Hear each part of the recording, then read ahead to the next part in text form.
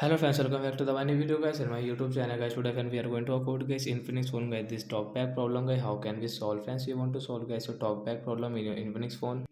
So how can we solve guys Infinix phone guys phone talkback problem guys? Today friends I will show you, I will tell you guys. So before starting video friends, first of all go and subscribe the channel guys, click the bell icon, like the video friends. Now let's see how can we solve guys Infinix phone talkback problem.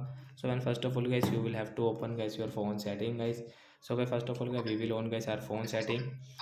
So guys you will have to tap on your phone setting with double tap guys, and we will scroll guys our screen with two finger guys. One finger guys you cannot scroll guys your screen, so guys, we will use guys two finger guys. You can see one finger will not work, two finger we can use it.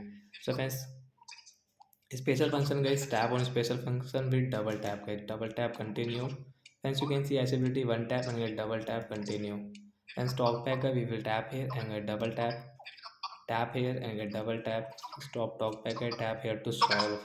So friends you can see about this talkback guy, how can we use and how can we use guys this talkback setting.